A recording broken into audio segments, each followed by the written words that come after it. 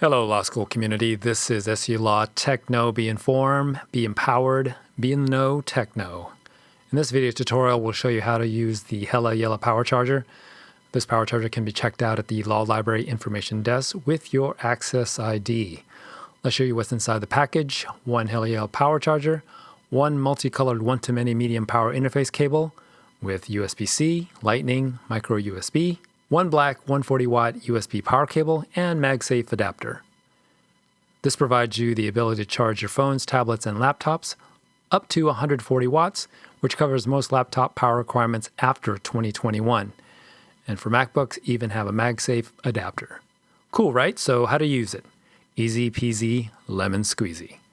For lower power devices less than 40 watts, such as mobile phones and tablets, take the multicolored cable, plug it into the single side of the USB slot of the power adapter, determine the correct power interface for your device, and then connect it to your device.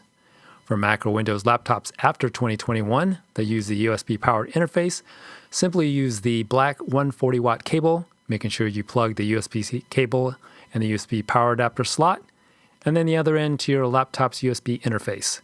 For MacBooks, you also have the option to use the MagSafe adapters. As simple as that.